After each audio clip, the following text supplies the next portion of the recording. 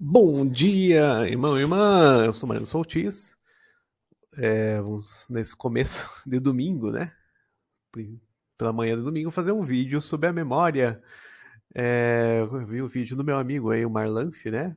Muito legal, tratando de chakras, de centros de energia e pesquisas russas e parapsicologia. Me interessei muito, né? Eu gosto muito da parapsicologia também.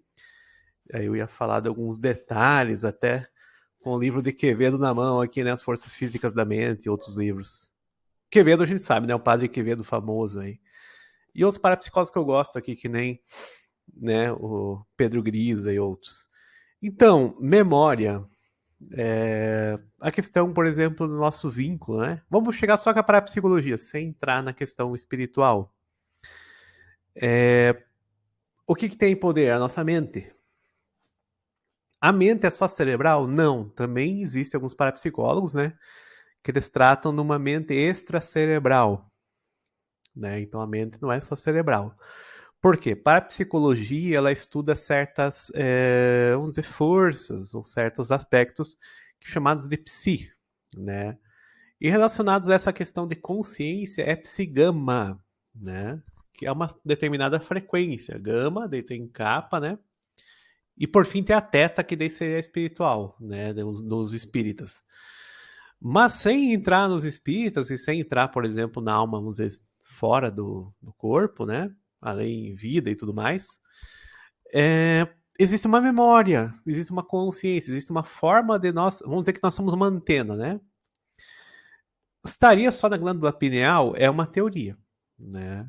Acho que pode ser, mas acho que a nossa memória, ela sendo extracerebral, não depende nem de glândula pineal, né? Então não depende de nenhuma parte física, seria só uma antena mesmo, né? Uh, a questão dos chakras tem energias, né? Nós temos energias no corpo, os gânglios dá para pegar 12 ou 7, né? Isso também é uma coisa que dá para comprovar por ciência ou por alguma ciência, algum teste, né? Uh, a memória, nossa, pela parapsicologia não é tão limitada assim, não, né? Tem uma palavra chamada pantomnese, então a memória de tudo, né? E essa memória aí pode vir por gerações, então 500 anos, né, de memória. Não responde todas as questões, né? Porque para passado você precisa, não, a memória do DNA, ou vem na minha ascendência, ou vem por telepatia, vamos dizer que eu pego a memória dos pais, dos avós, né? Por hiperestesia ou por alguma sensibilidade aí, vamos dizer até física ou de comunicação. Isso não explica aí nos inventos, né? Um amigo falou, mas Einstein inventando, Santos Dumont, o avião, e outros inventores, vamos dizer, da lâmpada, do telefone, né, e tudo mais, do computador, podemos falar em uns mais famosos. É assim, pelo esoterismo, vamos dizer Rosa Cruz, por exemplo, né? Tô até com a obra aqui, Conceito Rosa Cruz do Cosmo, né, do Max Heindel. A memória, né? Ela vai através de encarnações, né? A gente reencarna, então ela fica em algum lugar. Esse lugar ele chama de átomo-semente, né? Então a memória de nossas vidas passadas, ou tudo que a gente viveu, né? Mesmo nessa vida, fica nesse átomo-semente. Outra situação de memória que existe é a memória da natureza, né? Que alguns chamam de akasha, né? Essa memória da natureza pode ser acessada por nós, inclusive, através de intuição, através de oração, através de insights, né? Através de déjà vu e várias situações aí. Então não é só a nossa memória, é a memória dos outros ainda. Então aí a gente pode acessar, por exemplo, um cálculo matemático, uma descoberta, um invento, alguma situação que nós mesmos tivemos ou alguém teve e a gente quer, nesse momento histórico, colocar essa descoberta para a ciência, por exemplo, né? Então a memória ela tem todos esses aspectos aí, né? Desde essa questão parapsicológica, ciência, como uma questão mística aqui do rosacrucianismo, né? De uma corrente que existem outras também, né? Do Max Heidel. Então, O átomo semente ainda tem, vamos pegar pela esoterismo, por exemplo, teosófico, tem humanas, né, que é um princípio de uma memória, vamos dizer, uma mente espiritual. Né? Então, mente superior nós temos humanas ainda. Né? Então, tem várias situações de memória ou de mente superiores e inferiores. Inferior é nosso corpo reptiliano, vamos dizer, o cérebro reptiliano, né? Que são os instintos, raiva, sobrevivência, né? E outras situações. Sistema límbico também, vamos dizer que seja lá a maternidade. E chega num sistema que córtex frontal, né? Com razão, né? A memória mais matemática, a memória, vamos dizer, mais objetiva, né? E aí chega até a pineal, e chega assim, vamos dizer, numa situação de subconsciente, né? Não só o inconsciente que a gente não lembra, né? Que a gente vai lembrar em sonhos, mas também subconsciente, que é uma memória aí já, vamos dizer, paranormal, né? Além disso, tem escolas, por exemplo, que nem a MORC, né? A Rosa Cruz da MORC, que tem a consciência cósmica, né? E a consciência cósmica, isso é uma memória além disso ainda. A gente poderia acessar isso por inspiração, por intuição, oração, meditação. Aí cada um vai ter uma técnica e ela vem, né? E nós todos temos isso. Eu já acessei isso, vocês acessaram às vezes até sem querer. Então essa memória ela vem de outras situações espirituais superiores. Aí sim pode vir uma descoberta, pode vir, por exemplo, um invento, pode vir uma inspiração, vamos dizer, espiritual, né? Dos sábios, da grande fraternidade branca, algum grupo que nos guia para a evolução. Né? Então tem várias situações da memória aí a nível mística. De mística, né? Então o que nos interessa, por exemplo, no misticismo seria esse átomo semente. Né? Então a gente morre, o átomo semente fica, e daí a gente reencarna ou tem uma situação de vida e ela volta. Nós acessamos nossas vidas passadas todas as nossas experiências. Claro que a gente não lembra disso. Ele fica gravado no átomo semente e por uma questão muito complexa que a gente pode ter um insight ou outro. Por exemplo, eu tenho um talento artístico. Eu, por exemplo, que desenhava e pintava, né? Acho que o Marlanf também é artista. A gente tem isso de vidas passadas. A gente não aprendeu agora a pintar do nada, muitas vezes, né? A gente só relembrou. Isso me lembra muito Platão, né? Platão diz que a nossa conhecimento é todo memória, tudo rememoração, reminiscência, o Platão falava, né? Então, assim, ele estava muito certo nessa parte. A maioria do conhecimento a gente relembra, né? Claro que antes nós tínhamos menos tecnologia, hoje a gente descobria em cima dessas novas tecnologias, estamos num mundo novo, né? De valores também atuais, né? Então, tudo isso muda muita coisa.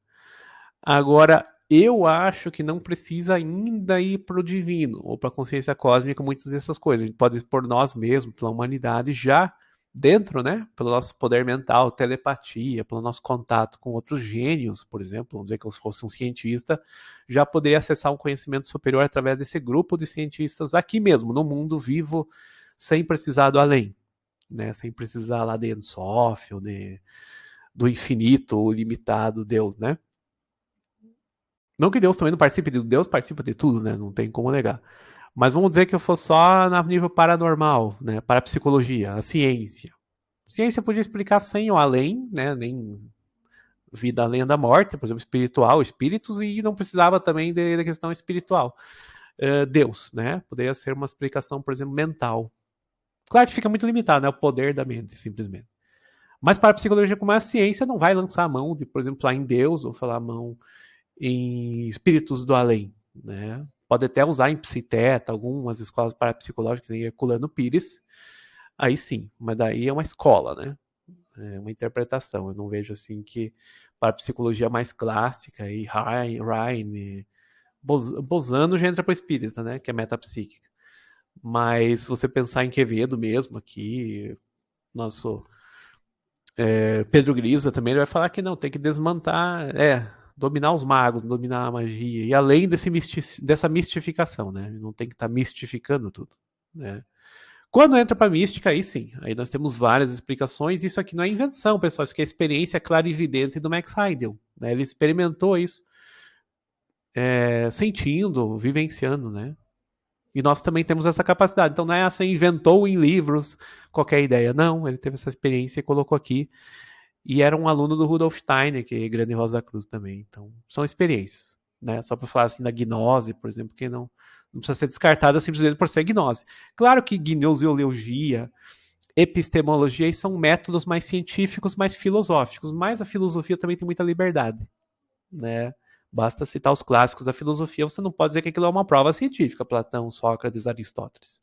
Né? Era uma questão que eles tentavam aproximar de uma quase ciência, porque, por exemplo, Aristóteles fazia biologia, ele fazia relação de animais e tudo, né? Ele classificava os animais como um biólogo hoje talvez faça, mas numa moda que ele poderia fazer, não é que nem hoje a biologia. Né? Então, não dá para comparar, por exemplo, ciência com filosofia, que são duas coisas diferentes, né? Apesar que os dois são ótimos, eu gosto de ciência, eu gosto de filosofia. Epistemologia é um modo de julgar mais racional, mas infalível não é também, né?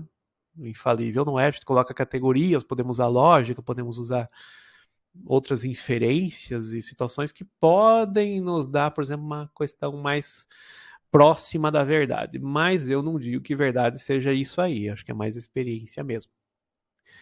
E não precisa de tanto, eu posso explicar esse livro é de papel porque eu estou pegando na mão aqui, é uma experiência que não necessita grande epistemologia. Isso aqui é simplesmente pegar no livro e mostrar o livro. Esse é o livro, eu estou conhecendo o livro. Né? Precisa ser uma grande teoria epistemológica, lá Kant, Russell, sei lá quem que eu posso usar de filósofos aí, o próprio Hegel, né? Acho que não, né? Dá para fazer um conhecimento mais simples.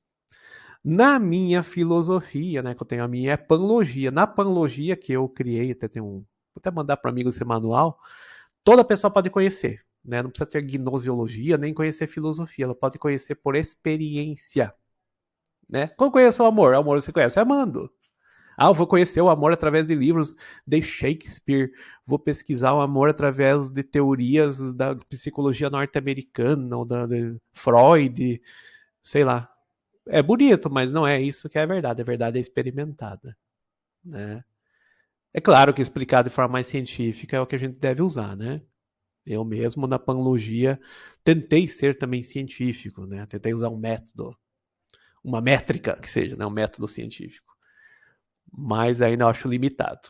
E a ciência por si mesma, ela é limitada, ela pode ser autocrítica, auto-renovar, reconhecer os próprios erros. Essa é a vantagem da ciência. A filosofia já não. A filosofia muitas vezes ela coloca uma verdade absoluta, de outro momento coloca outra. Por exemplo, vamos pegar Wittgenstein, por exemplo, né, com a sua filosofia ali da linguagem. Né? É o primeiro, segundo e terceiro Wittgenstein, ele mesmo disse que ele estava errado antes. Né? Então ele vai dizer, não, a minha filosofia chegou ao fim de tudo, nós explicamos todas as coisas, né, pela linguagem, mas ele se achava errado antes. Né? Então que filosofia é essa, tão verdadeira? Né? Vira uma certa confusão.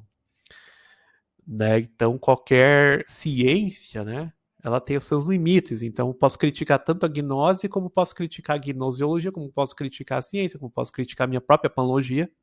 A panlogia é mais sincera, porque eu falo que eu posso errar. Né? Então a panlogia não é aquela coisa infalível porque é humana. Né?